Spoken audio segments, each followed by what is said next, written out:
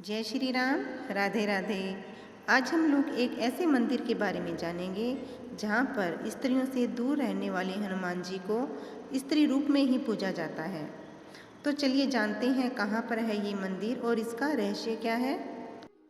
तो ये तो हम सभी जानते हैं कि पवन पुत्र और राम भक्त हनुमान को युगों से लोग पूजते आ रहे हैं। उन्हें बाल ब्रह्मचारी भी कहा जाता है, जिस कारण स्त्रियों को उन्हें छूने की मनाही है। वे देवता रूप में विभिन्न मंदिरों में पूजे जाते हैं, लेकिन एक ऐसा मंदिर भी है जहाँ पर पुरुष नहीं बल्कि स्त्रियों के रूप में उन्हें पूजा जाता है। बेहद ही अद्भुत है यह मंदिर, जहाँ पर हनुमान जी को स्त्री स्वरूप में देखा जाता है। छत्तीसगढ़ के बिलासपुर में प्रसिद्ध यह मंदिर एक प्राचीन मंदिर है। यहाँ पर हनुमान के स्त्री रूप के पीछे छिपी 10,000 साल पुरानी एक कथा प्रचलित है। चलिए जानते हैं इस कथा के बारे में। यह मंदिर छत्तीसगढ़ के बिलासपुर जिले से 25 किलोमीटर दूर रतनपुर में है। कहा जाता है कि यह बहुत ही महत्वपूर्ण जगह है जो काफ़ी महान है। इतना ही नहीं, इस नगरी को महामाया नगरी भी कहा जाता है। इस छोटी सी नगरी में स्थित यह हनुमान जी का मंदिर विश्व में एक ऐसा इकलौता मंदिर है जहां हनुमान जी की नारी के रूप में पूजा की जाती है। स्थानीय लोगों का कहना है कि इस मंदिर में आने वाला हर व्यक्ति हजारों मन्नतें लेकर आता है और इस स्थान से वो कभी निराश होकर नहीं लौटता। लोगों की श्रद्धा व भावना से भरपूर इस मंदिर में हर समय लोगों का आना जाना लगा रहता है।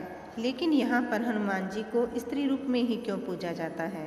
कहा जाता है कि हनुमान जी का स्त्री रूप में यहाँ पूजा जाना एक कथा का परिणाम है जो हजारों वर्षों पुरानी है।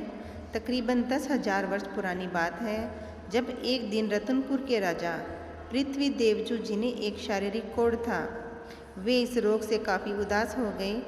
इसकी वजह से वे ना तो कोई काम कर सकते थे और ना ही जिंदगी का आनंद उठा सकते थे। इस वजह से राजा बहुत ही उदास रहते थे। उदासी में बैठे बैठे एक दिन राजा को नींद आ गई। नींद के दौरान उन्होंने एक सपना देखा जिसमें उन्हें एक ऐसे रूप के दर्शन हुए जो वास्तव में है ही नहीं। उन्होंने संकट मोचन हनुमान जी को देखा, लेकिन स्त्री रूप में। वे लंगूर की भांति दिख रहे थे, लेकिन पूंछ नहीं थी। उनके एक हाथ में लड्डू से भरी हुई थाली थी और दूसरे हाथ में राम मुद्रा। कानों में भव्य कुंडल व माथे पर सुंदर मुकुटमाला थी। यह सब दृश्य देखकर राजा अचंभे में पड़ गया, इसलिए ऐसा मंदिर वहाँ पर बनवाया गया। उसके स्वप्न में हनुमान जी के स्त्री रूप ने राजा से एक बात कही, हे राजा, मैं तेरी भक्ति से बहुत ही प्रसन्न हूँ। मैं तुम्हारा कष्ट अवश्य दूर करूँगा। तुम मेरा एक मंदिर का निर्माण करवाओ और उसमें मुझे बिठा दो।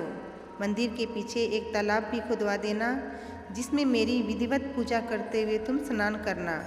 इससे तुम्हारे शरीर के सारे कष्ट दूर हो जाएंगे। अब नींद के खुलते ही राजा ने गिरजाबंद में ठीक वैसा ही मंदिर बनवाना शुरू कर दिया जैसा कि हनुमान ने उसके सपने में आकर बताया था। लेकिन मंदिर पूरा होते ही राजा को उसमें रखने के लिए मूर्ति कहाँ से लाए, यह चिंता सताने लगी। लेकिन इसका उपाय भी संकट मोचन ने फिर से उसे सपने में आकर बताया। उसने राजा से कहा कि हे राजा, माँ महामाया के कुंड में मेरी मूर्ति रखी है। हे राजन, तो उस मूर्ति को यहाँ पर लाकर मंदिर में स्थापित करवा दे। अब अगले ही दिन राजा अपने परिजनों और पुरोहितों के साथ देवी महामाया के मंदिर में गए, लेकिन बहुत ढूंढने के बाद भी उन्हें वहाँ पर मूर्ति नहीं मिली। इससे राजा काफ़ी चिंता में पड़ गए। हताश राजा इसी चिंता में विश्राम करने के लिए अपने कक्ष में आए और सो गए। उन्हें नींद आते ही फिर से हनुमान जी उसके सपने में आए और बोले, राजन, तू हताश ना हो, मैं वही हूँ, वहाँ तूने ठीक से तलाश नहीं किया।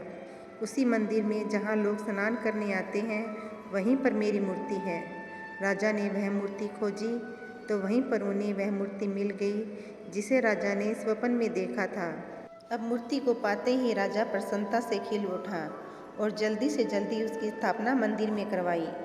हनुमान जी के निर्देशानुसार इस मंदिर के पीछे तालाब भी खुदवाया गया। प्रसन्नता से भरे राजा ने हनुमान जी से वरदान मांगा था कि जो भी यहाँ पर दर्शन को आएगा उसकी हर इच्छा पूरी होगी। राजा को मिली इस मूर्ति में अनेक विशेषता है। इसके अंदर एक अद्भुत तेज है। इसका मुख दक्षिण की ओर है और साथ ही मूर्ति में पाताल लोक का चित्र भी है। मूर्ति में हनुमान जी को रावण के पुत्र अहिरावण का संहार करते हुए दिखाया गया है।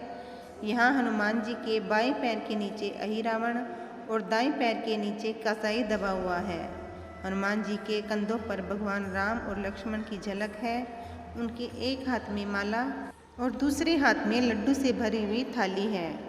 और ऐसा भी कहा जाता है कि छत्तीसगढ़ की राजधानी रायपुर से लगभग 84 किलोमीटर दूर रमई पाट में भी एक ऐसी ही मूर्ति स्थापित की गई है।